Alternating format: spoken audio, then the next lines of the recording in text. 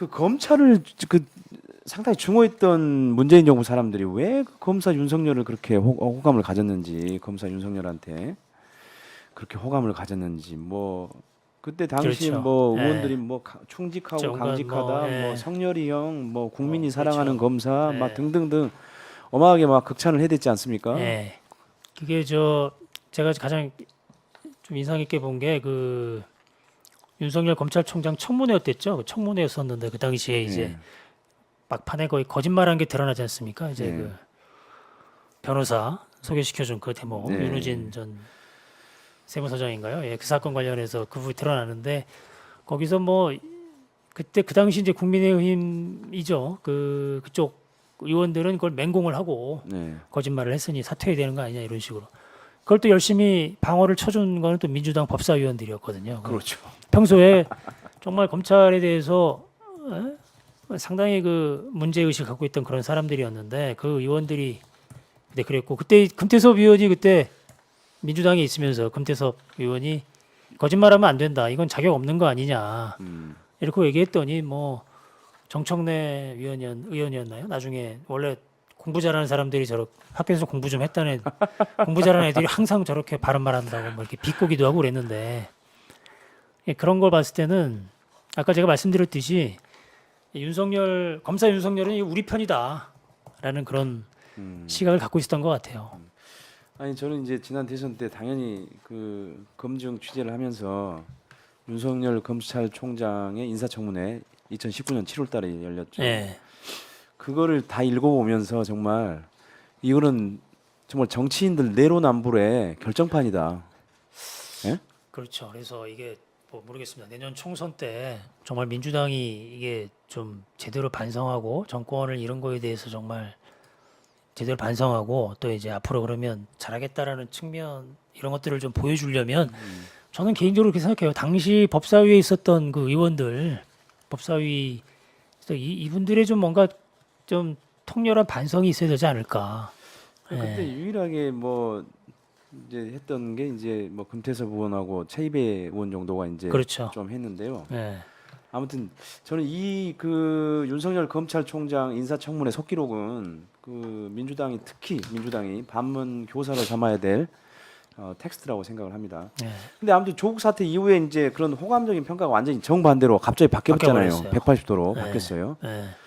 그러면 문재인 정부 인사들은 도대체 윤석열을 잘못 본 겁니까? 아니면 윤석열이 변한 겁니까? 글쎄 말이죠. 저도 이제 거기에 대해서는 참 저도 이제 저도 궁금한 사람 중에 한 명인데 애초에 처음 잘못 본 측면도 있는 것 같고 예, 예. 그래서 이제 배신론 뭐 이런 윤석열 배신론 맞아요. 이런 배신론이 있죠. 예. 예, 얘기하는 사람도 있고 근데 저는 이게 민주당 그 당시 문재인 정권 사람들의 어떤 윤석열 과신론이 좀 있는 게 아닌가 그쪽을 너무 이게 믿고 그리고 기본적으로 검찰이라는 조직을 잘 이제 알아야 그러니까 조직의 이제 특성이 사실은 이게 그 뭐라고 해야 되나요? 이게 이게 우리 편이다 뭐 이렇게 하기가 상당히 어려운 측면이 있거든요.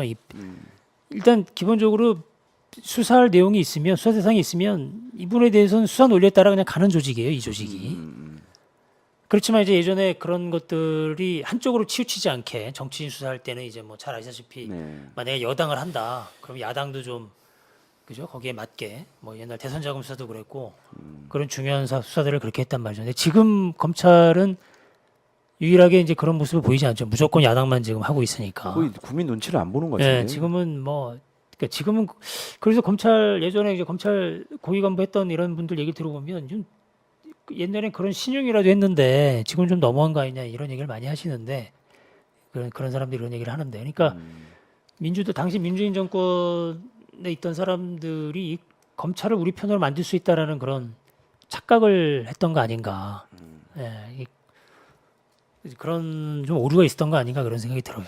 근데 어쨌든 뭐 이제 인사권은 검찰총장에 대한 인사권은 뭐 대통령한테 있는 거잖아요. 그렇죠. 그럼 뭐 그러니까 누가 뭐 이렇게 영향력을 미쳤든 최종 책임은 문재인 대통령이 지는 거죠. 그렇죠. 대통령이 이걸 그죠? 지금 뭐 윤석열 대통령도 그런 얘기를 많이 하잖아요. 최종 책임은 나한테 있다 이런 얘기 하는데 뭐 나중에 이제 어떻게 할지 모르겠습니다. 그 책임을 이제 어떻게 할지 모르겠습니다만 이제 문재인 대통령이 했던 여러 가지 그 인사나 이런 부분에 대해서 특히 이런 부분은 본인이 좀 본인이 책임이 있는 거죠. 이거를 뭐 참모들이 뭐 어떻게 했다 이런 부분은 뭐 해명저 변명이 안 되는 거고. 예.